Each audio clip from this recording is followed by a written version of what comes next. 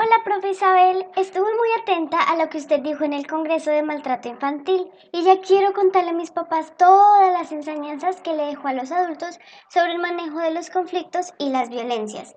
Pero antes podemos hacer un pequeño repaso.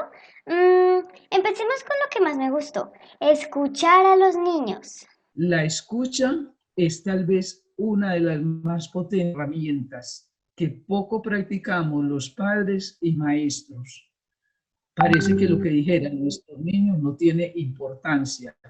Entonces hay que tenerlos en cuenta y hay que escucharlos. Si en ese momento no podemos, les podemos decir, sé que quieres hablarme, en este momento es muy difícil para mí, pero te voy a dar mucho gusto y te voy a escuchar más tarde.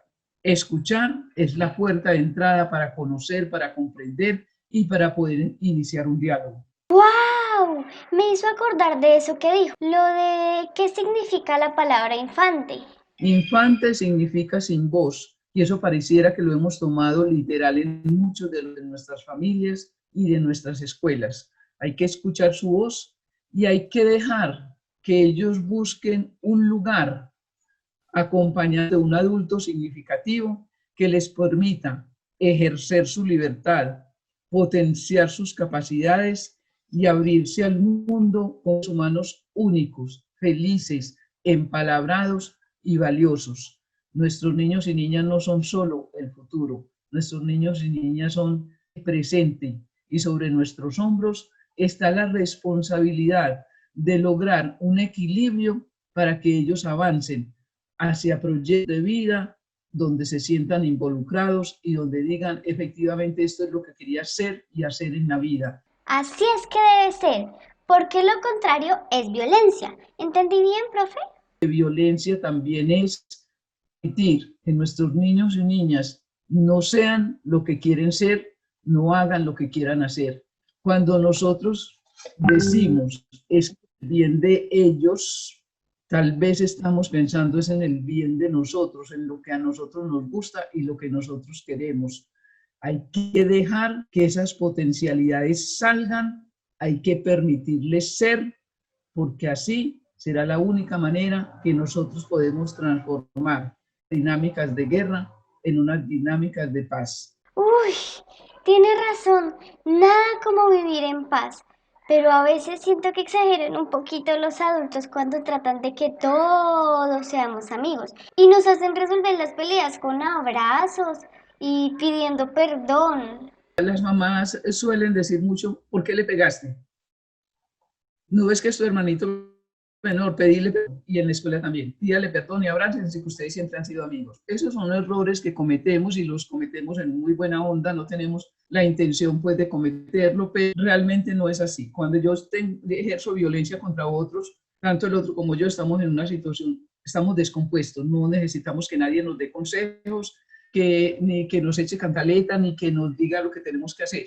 Entonces tenemos que dejar que se repose y cuando la emoción baje, podemos acudir a estas formas activas que son muy valiosas. Eso, prácticas restaurativas.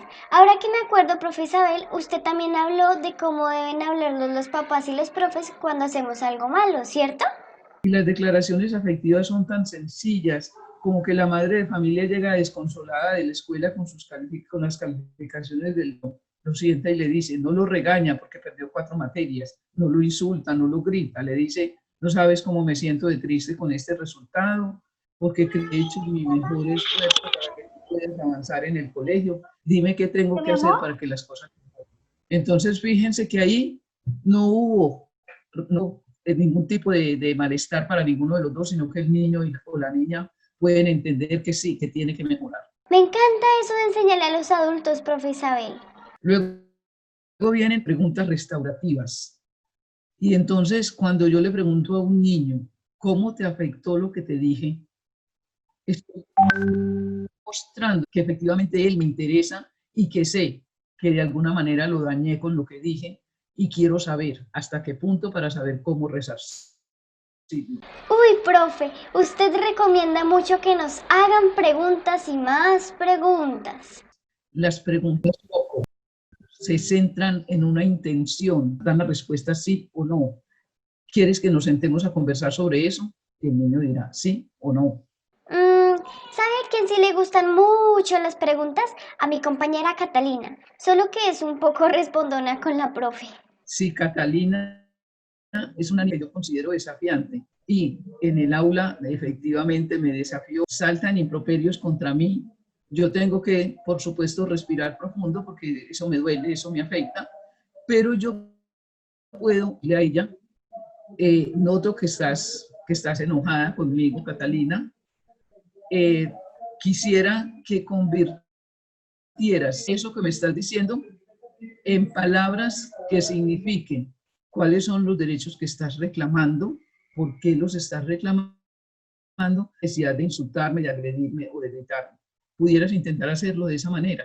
La resonancia apreciativa es un asunto también muy potente. Esa resonancia apreciativa lo que dice es, aprovecha ese potencial que tiene ese niño o esa niña y extraiga algo pedagógico de ese proceso. Fíjense que de alguna manera es recuperar los liderazgos de los niños tragan entero, de los niños que son capaces de responder, de los niños que piensan que hay injusticias y hay que repararlas. Esos niños pueden tener un lío que no hemos descubierto en ellos y si nosotros nos enganchamos en esa disputa, vamos a perder porque nuestra autoridad de maestro, de padre o madre de familia va a quedar muy debilitada con esta situación, porque nosotros somos los referentes significativos de ellos. Profe Isabel, le debo confesar que lo más duro de las peleas es que nos dejan de hablar nuestros compañeros y no jugamos más juntos. Usted dio consejos para evitar eso, ¿verdad? Recuérdenos un poquito, por favor. Es interesante la referencia vincular. Cuando hay un conflicto o una violencia, casi siempre lo primero que se produce es una desconexión en la relación. Las comunicaciones se tornan difíciles y a veces casi que radicalmente.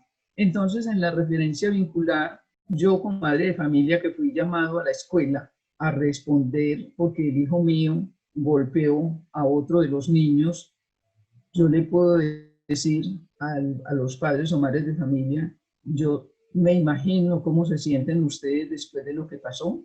Estamos aquí, mi hijo y yo, para responder por lo que pasó, para mirar cómo podemos reparar ese daño que les hicimos. Entonces, estamos a su disposición y nos gustaría conversar con ustedes sobre el tema. Fíjense que el vínculo casi que se establece, puede que muy débilmente, pero casi que se establece y se constituye en un abrebocas para ese diálogo. ¡Wow, profe Puerta! Hay un montón de consejos que los papás y los profes pueden seguir todos los días. Fíjense entonces en la idea de estas prácticas restaurativas informales. Son una cosa de hacerla todos los días, de mirar cómo las incluir en nuestro repertorio y significan finalmente un cambio en las estéticas del lenguaje, de la comunidad y de la relación, de unas estéticas de la guerra que son las que tenemos incorporadas cuando grito, cuando zarandeo, cuando maltrato, cuando humillo, cuando excluyo, a unas estéticas donde le digo, venga, trabaje conmigo para que podamos avanzar en este proceso. Gracias, profe Puerta, por este repaso. Yo creo que con esos consejos muy pronto los papás y profes nos van a ayudar a tener una mejor convivencia. ¡Hasta pronto!